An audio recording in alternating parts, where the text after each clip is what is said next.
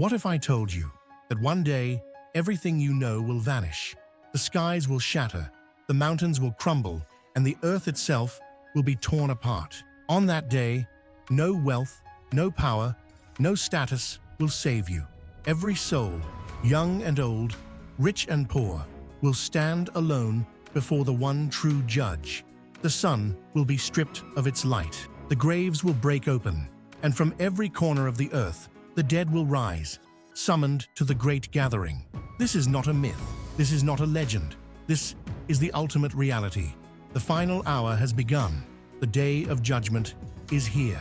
Part 1. The final hour. It was a day like no other. The final day, the day of judgment. Yawm al-Qiyama, the day when all of humanity would stand before Allah, subhanahu wa ta'ala, to account for every deed, thought, and action. It was a day of absolute justice, a day of eternal reckoning. The earth trembled as the end of time drew near, and the heavens themselves seemed to hold their breath. The sun had been swallowed by darkness, and the stars no longer shone.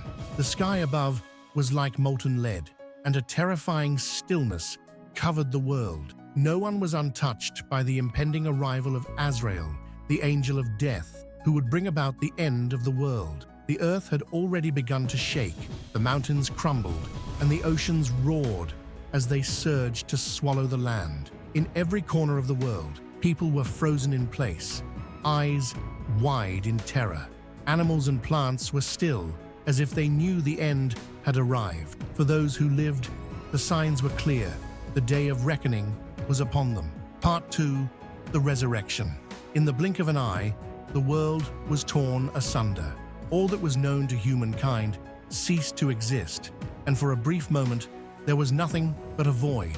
Then, from this emptiness, a sound broke through, the sound of a great trumpet being blown. It was Israfil, the angel of the trumpet, who would herald the resurrection. The first blow of the trumpet reverberated through the universe, a sound so powerful that it shook every living being to its core. It was the call to rise from the grave. The first resurrection. For every soul that had ever existed, the moment of reckoning had come. Every human, every jinn, and every creature from the beginning of time to the very end would now be brought back to life. Some would rise from their graves as mere remnants, their bodies decayed and brittle, while others would be resurrected in their most youthful, pristine forms. The earth itself split open, and from its deep recesses, the dead emerged. They crawled from their graves, blinking in confusion at the unfamiliar world around them. The faces of the resurrected were pale, their eyes wide with the terror of the unknown. They stood, trembling in the vastness of the universe, as the sky above remained dark and oppressive. The world was now an immense, desolate plain, Max al-Hashar, the field of gathering, where all of humanity would be assembled. From all corners of the earth, people from different eras, different lands, and different nations began to gather. They were barefoot, naked, and uncircumcised, as the Prophet Muhammad, peace be upon him, had described in his hadiths. The ground beneath them was scorched, the air thick with the weight of destiny. The only sound was the footsteps of the resurrected souls, each one trembling as they moved forward, uncertain of what awaited them. Part 3. The Great Court of Allah. Before the vast assembly of humans stood a magnificent throne, the Arsh, the throne of Allah, elevated above all else, surrounded by countless angels. The sight of it was overwhelming. No human eye had ever seen anything like it, and no heart could fathom the majesty and power it represented. This was the divine court, where every soul would be judged. At the front of this vast assembly, the souls of the prophets and messengers stood, dignified and composed, awaiting their turn. Among them, the greatest of all, Prophet Muhammad, peace be upon him, stood in honor, his heart filled with sorrow, not for himself, but for his ummah, his followers, who would soon face their Creator. The angels of judgment. Around the divine throne stood the angels, each carrying out their duties with absolute precision. There were Raqib and Atid, the angels who recorded every action of a person's life. There was Munkar and Nakir, the angels who would question the souls in their graves. And there were the angels of hell and heaven, each waiting for the moment when the decree would come to pass.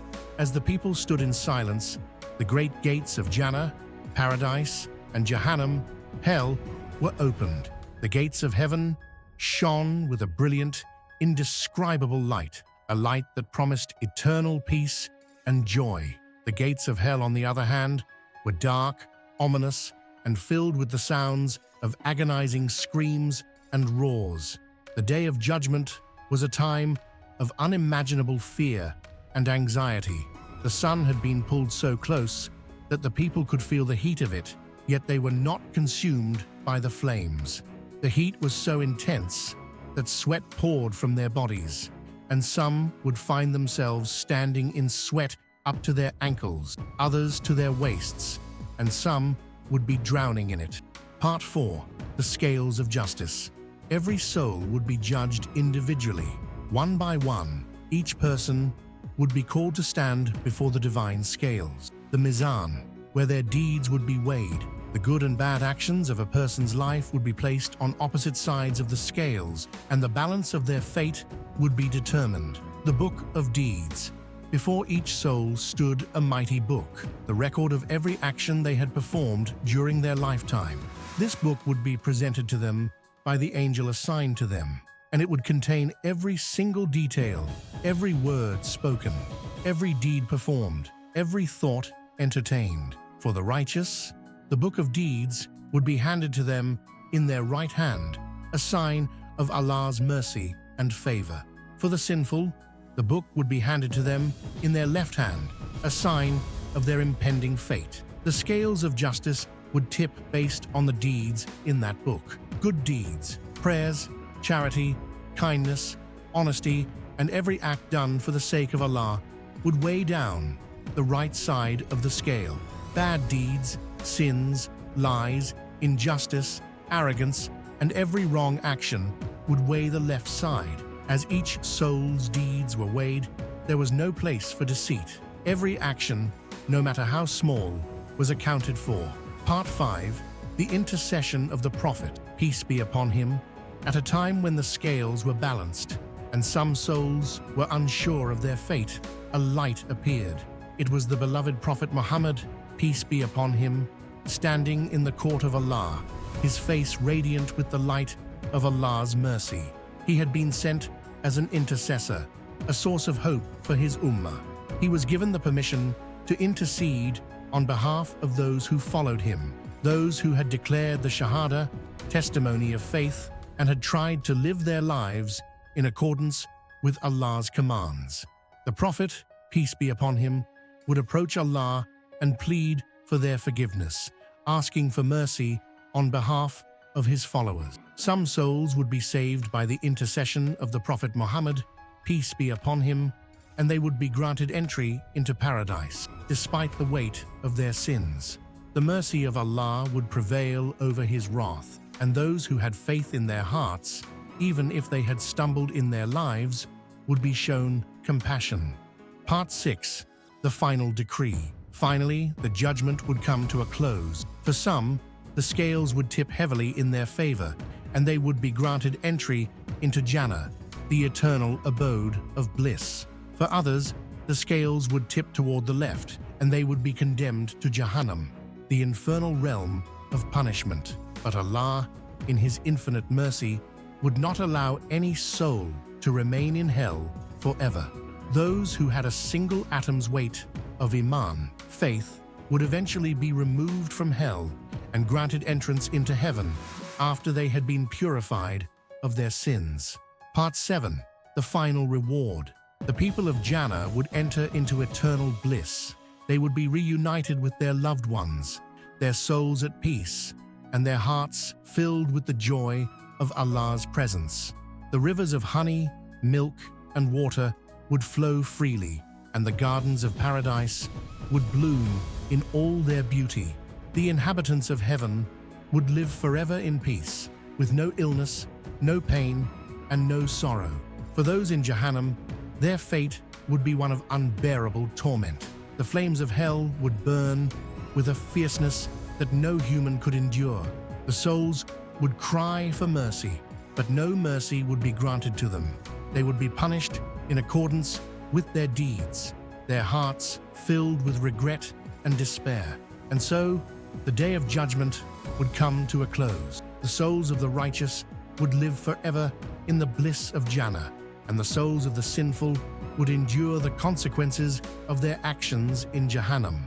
The world would fade into the realm of eternity, where there would be no more death, no more time, and no more suffering. But in the end, one thing would remain certain. Allah is the ultimate judge. His mercy surpasses all things, and His justice is perfect. Every soul would receive what they truly deserve, and every heart would be at peace with the decree of their Creator. The Day of Judgment is not just a tale of fear and punishment, but also a story of hope, redemption, and the eternal mercy of Allah. For those who believe, the light of faith will lead them to eternal peace, and the ultimate reward of the righteous will be the pleasure of Allah. If this message resonated with you, support the channel by liking this video, subscribing, and sharing it with others. Let's spread the knowledge and prepare for the ultimate reality together. May we all find the path to mercy and guidance. Ameen.